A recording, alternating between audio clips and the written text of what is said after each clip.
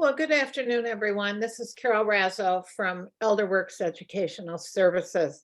Thank you so much for joining us today. We are delighted today to have Cori Moschberger, who is therapist and clinical coordinator for Barrington Behavioral Health, trusted partners with ElderWorks, and they really are a go-to source for our families and for us as far as presentations and further assistance whenever needed. So we appreciate Cori joining us very much today, and thank you, Cori, for being with us. Cori's presentation, she prefers to have interaction if at all possible. However, as we know, and she's assured us, she can go forward without that. But if you have questions, anything you'd like to jump in with commentary or thoughts or things that you would like to have further clarified, please put it in the chat box and we'll be watching that ongoing, and then we will then be letting Cori know. As a point of information, we are recording this today, and it also is at this time on Facebook Live. So Cori, thank you very much for joining us today. And why don't you go ahead and begin? And we appreciate your time and all of the wonderful information that we know you're going to give us. All right, thanks, Carol. Okay, well, good afternoon, everybody. I'm so glad that you guys have hopped on for this. This is kind of a newer presentation for me because I feel like I have, through the years that I have been working with seniors, which has now been about 10 years, kind of just been making observations and gathering information that I feel like only in the last, I don't know, couple of years has really kind of come together to feel like, you know what, I actually think I have some tips for aging well. So I'm 45, so still young, but I have entered into the aging process for sure. So I'm not sure, you know, where you guys are in that process. But it's we're all in it at some point, right? No matter what, we're aging from the day that we start. So I'm looking forward to share this with you today. So as Carol said, I am a clinical social worker. I work with Barrington Behavioral Health and Wellness, and we have 3 office locations, and one in Barrington, one in Lake Zurich, and one in Palatine. We're a full practice, a full private practice. So we have about 18 clinicians. And we have a team of social workers that sees seniors in facilities, you know, assisted living, memory care, independent living, as well as private homes. And then also we work closely with caregivers and family members of seniors too. So oftentimes one of us as a clinician will see a family member while the other person sees maybe a senior. We do specialize in dementia as well. And we work very closly with, I just totally lost my train of thought. We work very closely with ElderWorks. And I'm constantly referring to them. They're one of the first referrals that I make to people because they have such great resources. I always say they're like the phone book of senior services. Like if you need something, call them. So I hope that you do utilize them. And then especially for the housing services, because it really helps to have someone who's just non-biased, that knows our local community of assisted living facilities and memory care facilities to really help guide you if you have to make that decision. So today I'm talking about tips to aging well, and I want to talk from a cognitive behavioral perspective. So if you're not familiar with CBT, it is a form of therapy. It's kind of like just a backing, sort of my theoretical backing where I come from and all of the therapy that I do. And basically what CBT is your thoughts impact the way you feel. And actually, your actions also impact the way you feel and impact the way you think, and you can sort of utilize these to make changes in your life. Okay, so the way that I was taught CBT, the best example I can come up with is if I asked you to tell me about a time when you felt happy, you could do that. If I asked you to tell me about a time when you felt sad, you could do that. If I asked you to tell me about a time when you felt mad, you could do that. But if I said, feel angry right now, what would you have to do? You would have to think of something that makes you angry. You don't automatically feel angry. You feel angry because you think of something that makes you feel angry. And so oftentimes we feel like it's our emotions that are automatic when it's more often our thoughts. And we don't always have control of the automatic thoughts that come into our mind. Something just pops into your head and it impacts you. You have a response to it. I experience this when I listen to, let's say, an old song, something from high school or college. And I suddenly have that, I remember where I was, and there's a feeling of nostalgia. And right. So it feels like, oh, that's an automatic feeling, but it's not. It comes from my memory. Right? It comes from my thoughts. And so in using CBT, what we're doing is we're saying the things that make us feel uncomfortable, like aging perhaps, we can change our thoughts around that in order to impact the way we feel. Okay, so that's what we're going to do with sort of this presentation. I'm going to use that approach, and I'm going to give you 3 really kind of practical tips that I've learned directly from my work with seniors that honestly, I would say, make the difference in how you age, whether you age well or you age miserably, regardless of your health. So I will give you those. That's where this is headed, so that you're aware of that. So my first question for you is to ask yourself currently, how do you think about aging? Do you dread it? Do you resist it? I had a conversation with my mom, I don't know, a couple of months ago. She's 71, and we were talking about this and about aging. And she said, well, I resist it. And I said, well, you should stop, because you have no choice in the matter, right? And actually, could you be grateful?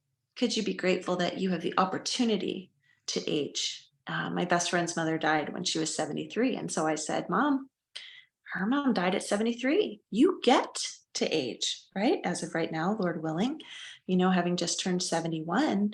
So is that something that you could be thankful for? Could you even consider looking forward to it? Which I think most of us don't do. And I'll admit that's not something that I might come up with right off the top of my head, like, oh, yay, I can't wait to age. But think of all of the good things that come with aging. And that's kind of the goal of this, right? Is how do we switch our mindset around that? So really honestly answer yourself. How do you think about aging right now? Do you resist it? Do you hate it? Do you dread it? Are you okay with it? Are you scared of it? What is that? Okay. And then what we're going to do is move towards acceptance, which we'll talk through, and then some reframing. And then I'm going to give you those 3 practical tips. Does anyone want to just add any quick comments about where you're at in how you feel about aging before we move forward? Well, I'd be glad to add a tip. It's Carol, Okay. of course. If others want to type into the chat box, please do. I think your point was well taken, and sometimes people are afraid of it, but I think I can speak for myself and many of my friends. I think that what happens as you really realize now you're much younger, but you said also, I'm already in the aging process.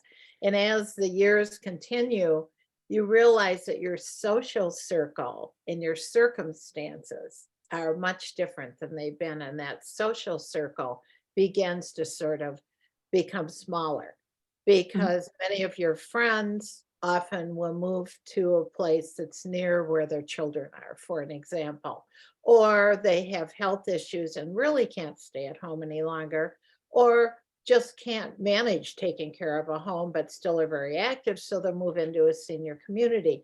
And that changes the dynamics of how your current friendships are, or what friendships are there. So I would say that while you're thinking about that, I have somebody who has also put something in the question and answer. Let's see.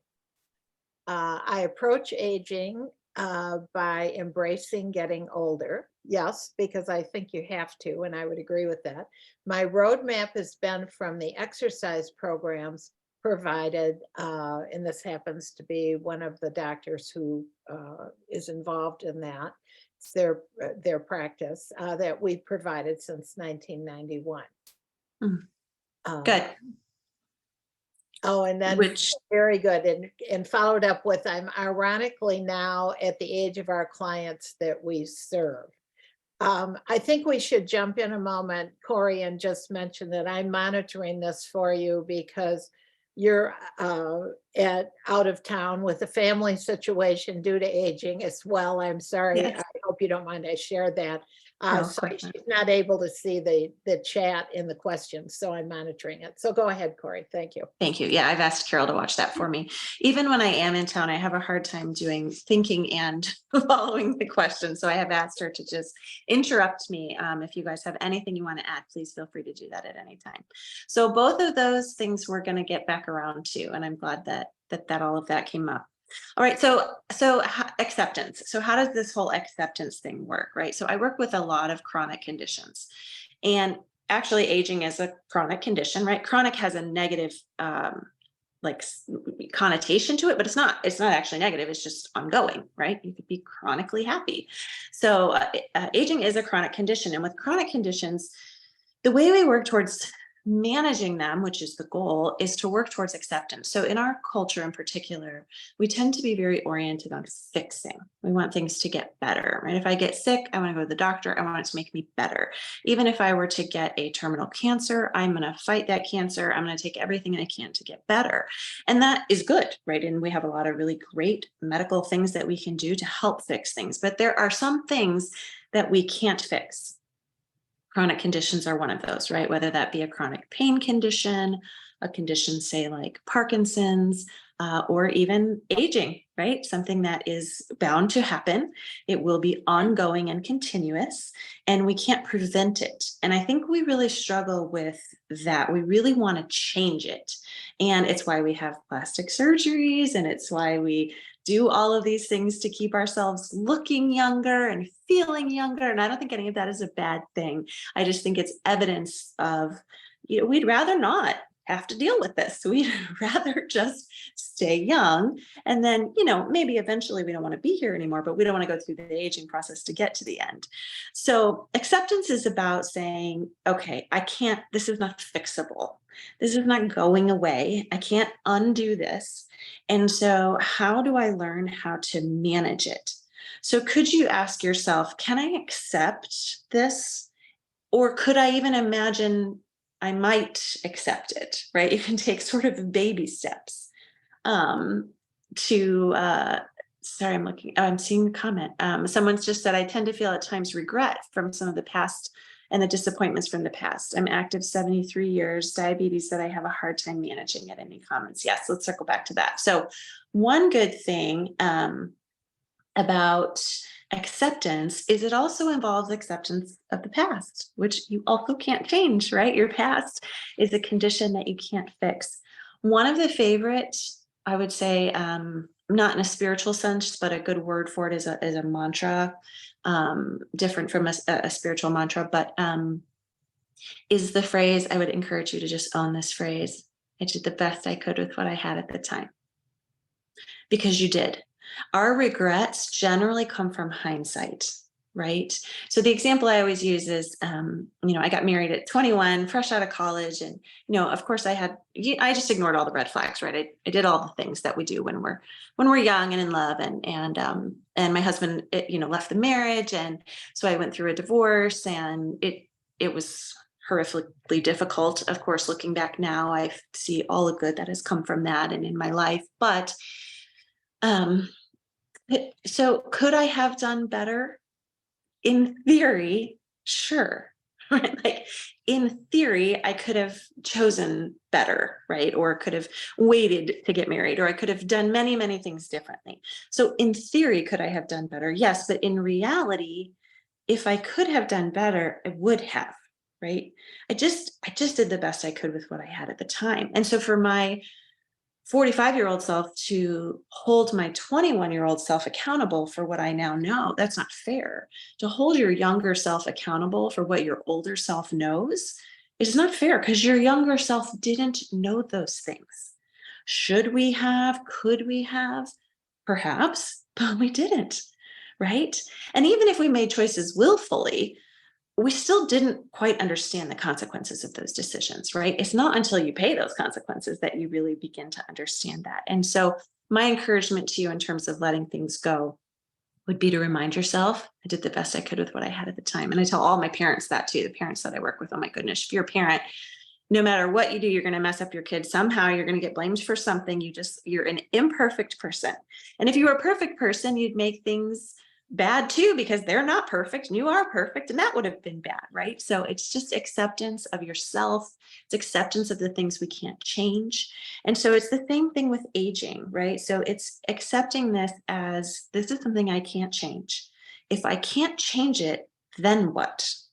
What do I do with it, right? Which is where managing it comes into play, right? And it's the same thing with any chronic condition. So when I think about, let's say someone who has one of my very best friends has a chronic pain condition, and it's debilitating. I mean, it has really devastatingly impacted her life. And the question is, what can you do with that? And if you have a chronic condition, you may be familiar with the spoons theory, which is a theory that someone sort of made up specifically for chronic pain. And what you're doing is just asking yourself sort of, how many spoons do I have for the day? I'm not really sure why she used spoons. I don't know what that's about. But you could ask yourself, how much fuel do I have in the tank, right? So this is true whether you have chronic pain condition or not. We only have so much in us on any given day. Some days we have more than others. Some days we have less than others, right? Some days we wake up tired, we have less in the tank. Some days we are energized, or there's something good happening and we have more in the tank, right? And so how many spoons do I have each day? And this is the question with aging as well, right? It's recognizing that as my body changes and my mind changes and things begin to, even I was just joking with a client this morning. I was talking with one of my seniors, and she's organizing her room and cleaning out her room. And she said, I have to get under the bed. And I said, oh, can you get like a Swiffer? And I said, don't get on all fours without someone there with you, because getting on all fours is easy, but getting off of all fours is not so easy. And the other day I was just squatting at my grandmother who's ill and passing. And I was squatting at her bedside, and I thought, oh my gosh, I don't know if I'm gonna be able to get up from this position, right? Things just change in our bodies. And I would have never thought that when I was 22, you just stand up, but that's not the case anymore. And things change just because of age, right? I now have plantar fasciitis. My doctor was like, well, welcome to your 40s. And I was like, what? Just because I'm this, how is this possible? What is happening here?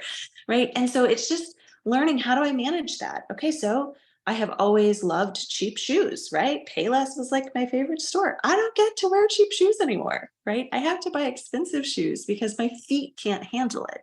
And that's a silly example, but it's still a pain. I don't want to spend that kind of money on shoes, and I want to buy whatever shoes I want to buy, and I want to wear flip-flops, and I can't, right? And so it's a silly example of those small adjustments that we have to start making. Even again, I'm still, I think, young, but in that process. And so how do you learn how to manage this? And so that's what I want to give you guys in terms of how to manage it. I want to give you 3 things. Just take my time. 3 things that will help you manage the aging process. So these 3 things I have really gotten from observation of my seniors. And I have worked with the full gamut, from very active, healthy, younger years seniors, active, healthy, older years seniors, to very progressed dementia, all the in between with that, chronic conditions to healthy. So I feel like, and being in a lot of people's homes, engaging with a lot of their families, really having kind of a full picture of their lives and getting to spend a lot of time with them through the years. These are the things that have kind of come up. Before I go there, I see that there's a Did comment. you see the comment? Yes, let me Okay, just great. Thank you. go ahead and take a look at it here. One of the deep fears is when I cannot remember something. Yes. Yes. Dementia is fearful to me. Of course, of course. So number 1, not remembering things is normal, part of the aging process, right? And I think it's very scary because we don't know what's going to happen, and we don't know how that's going to affect us. But again, okay, so this is the best tool I have for this. I don't know if you've ever seen an image of this. You can Google it. Just, go on the computer and look, or I can also send one over to ElderWorks. But there's something called the circle of control. And I like the picture that I use has 3 circles: a little circle, a little bigger circle, and then a bigger circle. The little circle is the things you can control. The next one is the things you can influence. And then the biggest one is your circle of concern. And I like to think of them like bubbles. Okay, so the circle of concern really presses in on those others. All right. If we can control something, it doesn't produce anxiety for us. We don't worry about it because we can control it. If we can't control it, that's where the anxiety comes from. We like to be in control. No matter if you're a control freak or just a non-control freak, we all want to be in control. So that circle of concern is where you have to acknowledge that this is not in my control. Your circle of influence, think about things like your kids, okay? When your kids were little, or any kids, right? You can influence, but you cannot control, okay? You can ask for what you need from other people in your life. You can give advice to people, but we can't control other people no matter what we do, right? So there's a time when they're in our circle of influence and then they go out into our circle of concern.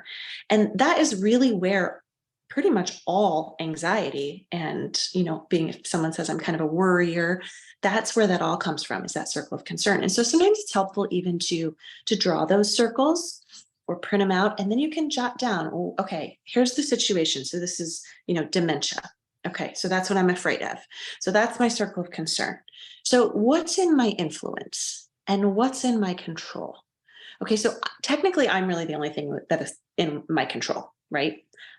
It's just me. Now, I can't control whether I get dementia, but I can control the things that I'm doing that could contribute to a healthier, longer life, right? I could do things that could contribute to keeping my brain active. I could be looking for resources and preparing myself for what if something were to go wrong for me health-wise? What might I want to, who would I reach out to? Who do I have in my support system, right? So thinking about what you can do is what empowers you to manage this. And if it happens, right? We don't know which ones of us are going to get dementia or any other condition for that matter. And it's not within our control. Again, we can influence to the extent that we can influence, but then what we can do is move towards, okay, if this happens to me, I am going to accept that, but how am I going to build support around me? And before it happens, one of the things that's most frustrating that I see working with seniors and their families is everyone waits for the crisis. We all wait for the crisis and then we seek help. And it's okay, right? If that happens, it's okay. I mean, that's what people like me and ElderWorks, that's what we do. We step in a crisis. That's no problem. But goodness, maybe we would have had some resources before the crisis that could have eased that a little bit for you, could have made that transition into that crisis just a little bit more tolerable, give you more support. And so I would say, if you find that you are experiencing some memory loss, number one, I would ask your doctor for a neuropsych evaluation. That would be through a neuropsychologist. And ElderWorks or myself, we can give you referrals for that. We do have someone who works part-time with us on our staff that does them. And what they'll do is just say, this is normal aging, or maybe we're seeing some cognitive impairment, or maybe we're seeing some dementia, or maybe we're seeing anxiety that is presenting like dementia, but it's not actually dementia. And if we can use some therapy, whether that's medication or cognitive behavioral therapy, we could decrease those symptoms, right? So there's a lot of things that we can do to help set ourselves up for success. So it's important to use that circle of control. And I do this with everything. It's the only method that I know how to not be a worrier. It's like, okay, what can I do? What can I control? And what can I influence? And then where do I have to let go? And just accept that this is what it is. And now how do I work to manage that? Carol, did you want to add anything? No, I just thought it was a very good point you made regarding anxiety and how that influences the way that you approach things, because I think it's easy example is when we have a pending health question. So now we have to do another test or check further for something that hasn't been answered. And, do you educate yourself through your doctor and follow the process and trust the system, which is what we should all do. Or do we do those things and then go one step further in panic and start checking the internet and going to every site and asking everybody we know that's had a similar pain someplace or a discussion? And I think that we're all guilty, at least I speak for myself, of doing Mhm. that versus trying to step back and trust what, as much as we can, we don't have any control over it. Right. And I don't want to get off track here on anxiety, but I think to reiterate what you're saying, Carol, we do this, it's our need for control. So think about people who have the number of people who have phobias of flying versus those who have phobias of driving. Okay, we are significantly more likely to be injured or killed in a car accident than we are a plane accident. That is very, very rare, right? But we are in control in our cars, we feel, right? Because we have the steering wheel and we do have more control. We could steer away from an accident potentially, right? Or we can do things that can reduce our risk for accidents. Or increase our risks, right? Whereas on a plane, we have no control. And that produces so much more anxiety, which is why we do things like go to the internet, because we think if we have more information, if we just know more, then we'll know. And it doesn't reduce the anxiety. And so it's really leaning into creating a support system, which actually will lead me into our three things. So here's the three things that I have seen really works for aging well. Okay, so I'll give you all three and then we'll talk about them. So number one is community. Number two is mobility. And number three is activities. And I'm going to come back to mobility, so don't get stuck on that word. It's just, it rings a little better to say community, mobility, and activities. Okay, so building a community around you and staying involved in that community, I think is the number one thing in terms of aging well. When people are isolated, they do not thrive. We never have. It's part of why the depression and anxiety has increased so significantly around the pandemic. It is not good for us to be isolated. And regardless of your perspective of our origins, either we were made for community or we are pack animals. They both align in that regard. We are supposed to work together, to be together, and we do function better when that's the case. Now, sometimes your community is not your family, right? It's maybe your family isn't very healthy or not very supportive.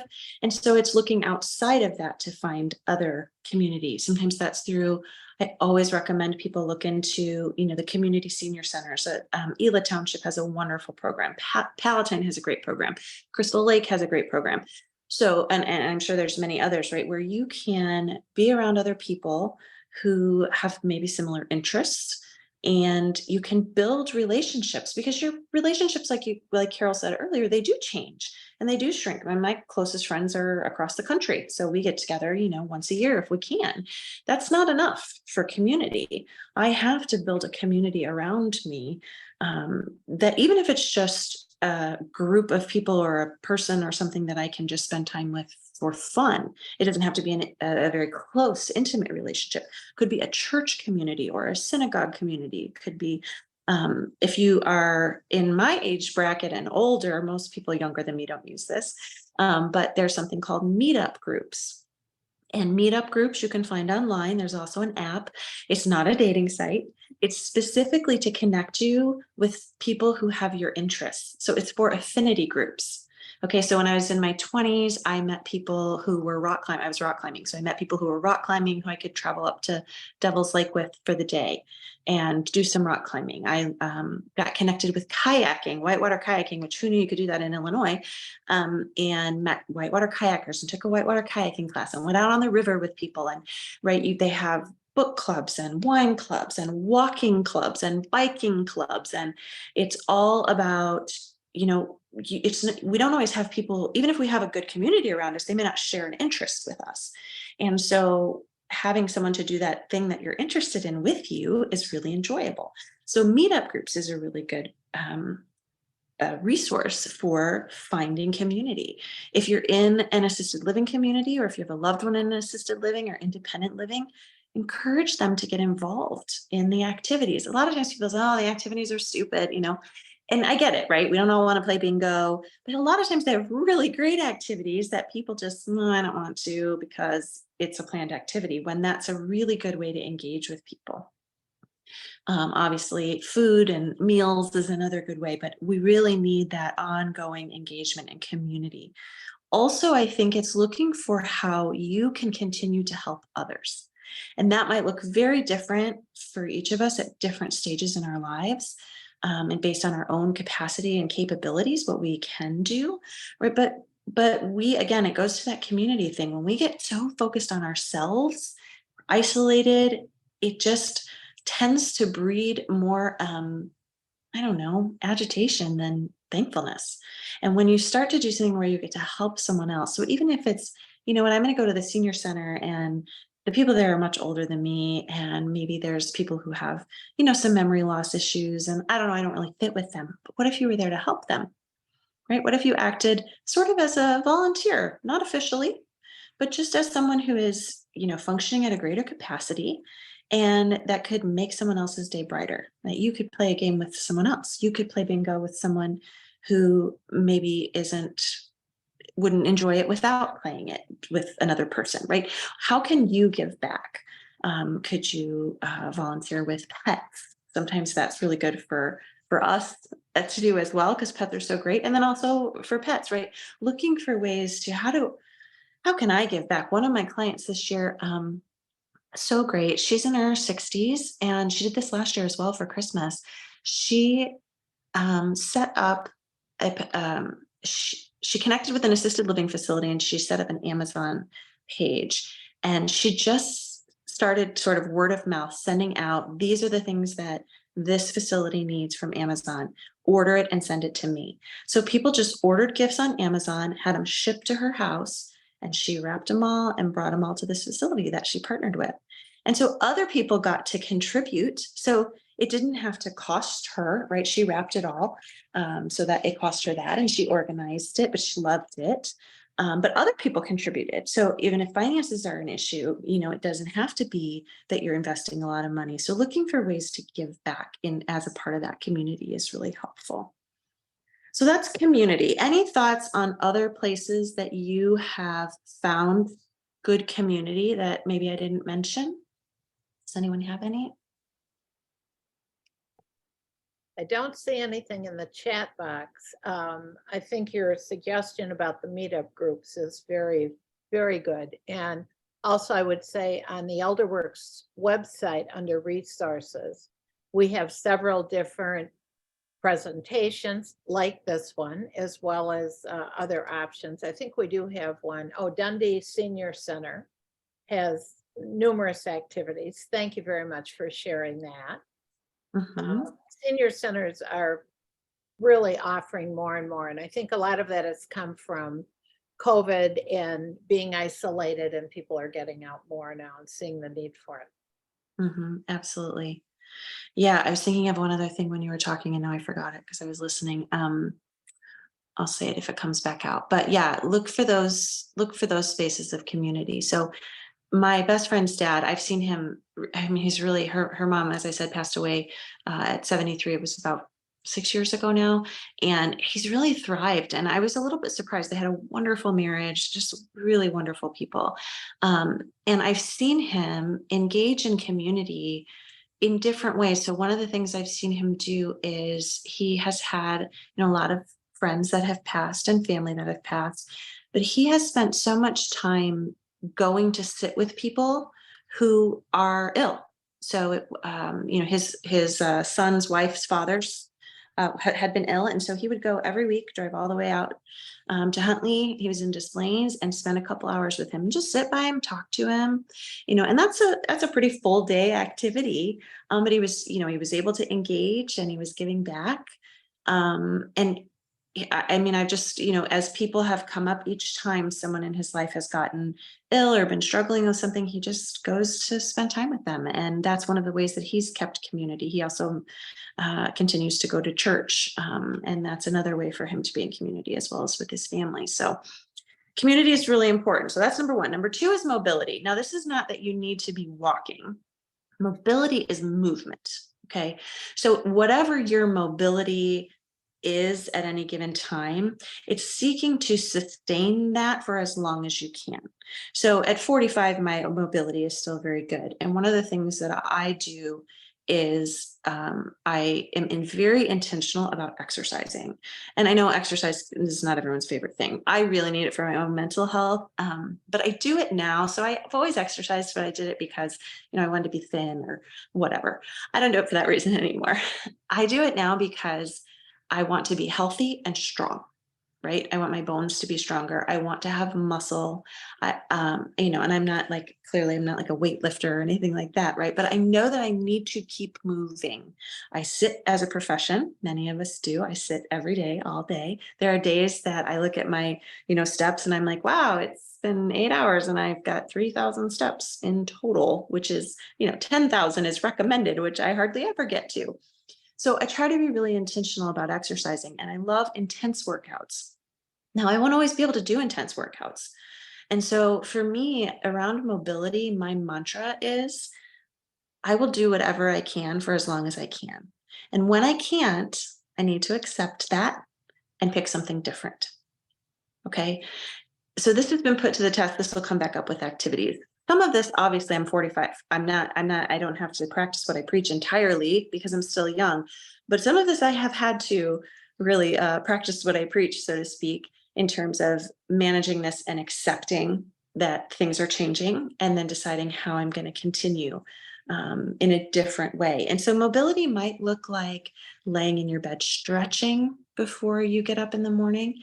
It might look like chair yoga. It can look like anything it needs to look like. Ideally, it's walking. It's walking for as long as we can walk, right? In our lives, I mean, not on any given day. It's if you need to use a walking cane because you need a little extra support with your balance, you do that. If it comes to the point where you need to use a walker for additional support, you do that. It doesn't matter if we're using something to support us as long as we keep moving. Right. And so it's trying to be real intentional about what is the movement that I incorporate into my day. And, this even goes from where do you park in the parking lot? I always go to the closest spot I can go to. Well, maybe I should park a little further away while I'm still more mobile. Right. Maybe I need to be doing physical therapy because I need more additional support in keeping myself moving. I have a senior who I work with. She's in assisted living. I've been seeing her for many years. And she's always walked with a walker. She loves to walk and exercise. She drags one of her feet. Excuse me. She tends to forget to pick up one of her feet when she takes a step.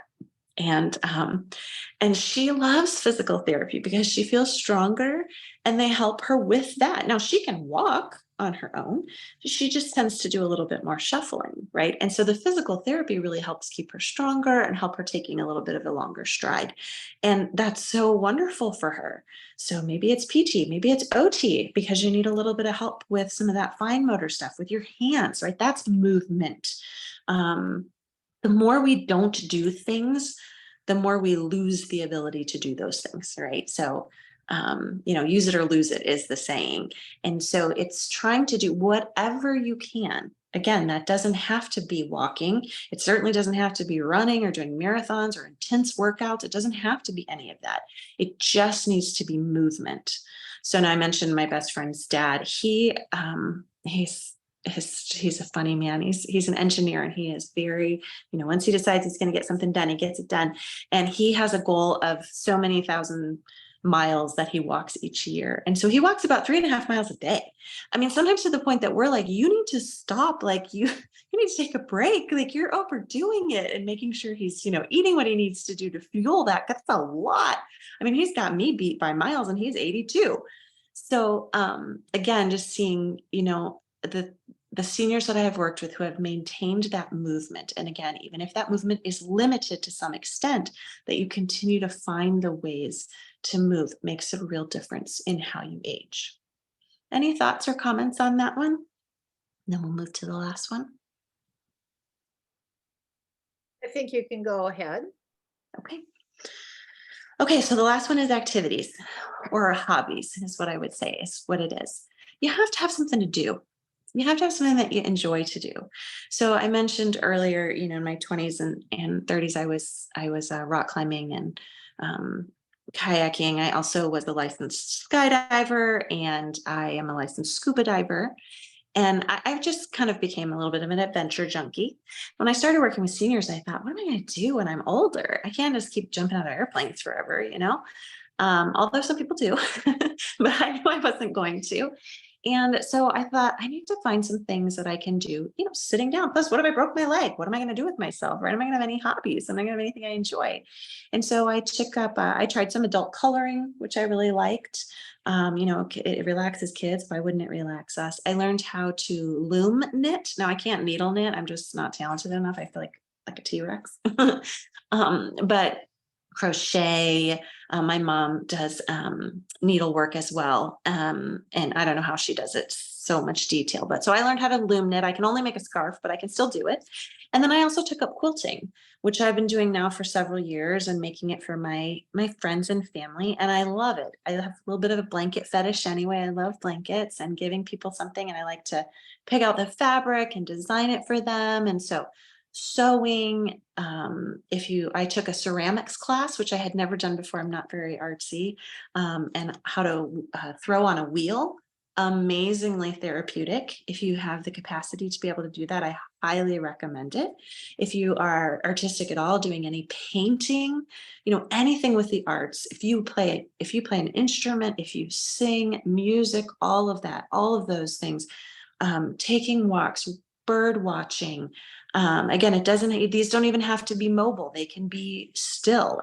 It doesn't matter what it is. In the last 3 years since the pandemic, I took up horseback riding. And so I'm learning how to ride English style. I'd like to jump. I'm still learning to do it. But even I had shoulder surgery last year. So lost my ability to work out. Had to figure out how was I going to keep moving, even though I wasn't going to get to do the things I wanted to do. I couldn't ride for 4 months, not at all. And so I had to figure out, okay, how do I continue to enjoy myself and just being with the horses and working with my horse. Was not my horse, but I share him. Working from my horse on the ground was really soothing to me and really enjoyable to me. So even though I couldn't get on and ride, so it's anything, right, that brings enjoyment to us. One of my clients builds models like the cars and planes, they're like plastic models that are very, very complicated to build. I have no idea how he does it. And puzzles. Loves building puzzles. We just keep him stocked up with puzzles all the time. And he doesn't want to repeat one. He only likes to do new ones. And his sister does a great job keeping him up for that. Feel free to drop some of the things that you guys do for hobbies in the chat, and I'll just take a minute and read through them because there's so many great ideas. I mean, golf and mini golf. And if you've ever done Top Golf, if you're not a golfer, I'm not a golfer, but Top Golf is really fun. It's like a driving range, but they have goals that you try to hit the ball into. And it doesn't matter if you're terrible, it's just fun. And there's a lot of things that you can build into your lifestyle. And so right now, for me, my two big ones are horseback riding or just being around the horses, being at the barn if I'm not riding for any particular reason. I sprained my ankle or I fell and broke my rib. And so I wasn't riding then, right? So these are the kinds of things, these limitations come up. The other thing I've been tested at is my mantra has been, I'm going to do everything I can until I can't. And when I can't, I'm going to let it go. So I'm a scuba diver and I've done all of my diving with my dad. It's what we did together. He stopped diving a few years ago. He wasn't feeling as confident anymore. And then my niece and I started diving together. Well, a couple summers ago, I went diving and I couldn't clear my left ear. And I've always had issues with my left ear. So if you don't know, when you scuba dive, the pressure changes and you have to be able to pop your ears. Well, I couldn't pop my left ear. And so this year I worked with my ENT and I worked with my doctor and I had a procedure and was really hoping that I would be able to pop my ears when I scuba dived. And I went this summer and I couldn't do it. And so I said, okay, that's it. I'm done diving. And I love scuba diving. It's very serene. It's wonderful. I've had such a good time. I don't have a ton of dives, nothing, nothing intense, just some fun things with my dad. But I had to let it go because my body can't do it anymore. For whatever reason, I don't know what it is. My doctors don't know what it is. I can't pop my ears with that kind of pressure anymore. So I had to make a decision. Do I want to complain about it? Do I want to whine about it? Do I want to say, oh, I can't do this anymore, so no, I'm not going to do anything, which a lot of people do? Or do I say, okay, I got to do that. I can't do it anymore. I'm going to let it go. And I'm going to look at all of the other things that I still can do, right? Whether that's adult coloring. A lot of people do that diamond painting where you put the beads in the picture and it comes out beautiful. There's so many things that you can try. And when something changes and you can't anymore, find something else or find another way. I have one senior who when his spouse died, he just became really depressed and he just wasn't willing to try to seek joy anymore. And one of the things he always loved to do was go to Cubs games, but he was now, he was using a walker, but to go to a Cubs game, he would have had to be in a wheelchair and he refused. He wouldn't do it. And it's so sad to me because he missed out on the joy of the Cubs game, right? His kids would have taken him in a wheelchair to the Cubs game, but he didn't want to do it because he had to be in a wheelchair. And I can't say I understand, right? Because I'm not at that point in my life. I could certainly understand the difficulty of accepting that. But if you don't accept that, then you miss out on what could be enjoyable. And so you need that. So again, I'll use my best friend's dad because I think he's such a good example of these three things. His interest is ancestry. He has spent hours and hours and hours looking up his family and my family and his daughter-in-law's family and his friend's family. And he loves the research of the ancestry. And when he doesn't, he's seen he toos around his house and does all, other things to do with himself, but that's his biggest hobby. And he loves it. And it's kept his mind sharper and it's brought enjoyment. And so anything that brings you enjoyment is what you need to pursue. So let me look. I do only one person. Come on, you guys have some hobbies. Give me one. Made cards for seniors. That's a great one. I have another client who does that as well. She makes cards for veterans, actually. And yeah, around the holidays or anytime, because they get lots of stuff around the holidays, making cards for seniors is wonderful. Let me jump in on that a moment. Yeah. We have a ongoing program called Make a Senior Smile. And those are really cards for seniors, and we distribute them throughout the years. So thank you very much to the person that put that in, to our attendee. And if you enjoy making them and would like to donate to the group that we work with and ongoing distribution, let us know. And just contact ElderWorks, and would be delighted to have some of your cards anytime. We have something in the Q&A, which is the library is a good source to finding and signing up for activities. Great. Yes, perfect. And I think we have another in the chat box, which I think you can see. Hey, look. Someone makes prayer shawls for seniors at church. Yes, that's great. I also had a client who volunteered and made, someone might know the name of the program, but they take old wedding dresses and they make infant gowns for infants who have passed away. And I've had clients who have used that, having gone through that, and have found that very, very meaningful and helpful. Yeah, if you can sew or knit or crochet or any of those things, there's so many things that you can do with that. Good. Any other? We have a comment in the Q&A also, and I think all of us would agree with this. Excellent presentation, Cori. You spoke from your heart and knowledge rather than just reading from a script. Thank you for that commentary, and I would absolutely second that and say very good information, valuable information. And although I've always had great respect for you, we now have more so since we found out you were jumping out of a plane. Yes, yes, I know. Lots of little tidbits I didn't know about you, Cori. I thought I Little things you learn. Well, let me just end. I just have a quick poem that I want to read, and I'm just going to cut out one section because it's specific to women, and I don't know if we have men on the call as well, but I want to read this, and this will close us out. So it's called Change the Way You See. I don't have crow's feet. I have happy, happy memories of laughing with friends until the tears flowed. I don't have frown lines. I have the marks of my frustration and confusion, which I battled through, smiling in the end. I am not going gray. I have shimmering highlights of wisdom dashed throughout my silver hair. I don't have scars. I have symbols of strength I was able to find when life got tough. I am not fat. I bear the evidence of a life filled with abundance, blessings, and good times. I am not just forgetful. I have a mind so full of stories, memories, and moments, there is scarce room to hold much else. I am not old. I am blessed with a life of great length, something not everyone can say. Don't change the way you look, my friend. Change the way you see. Change the way you see. And that is by Donna Ashworth.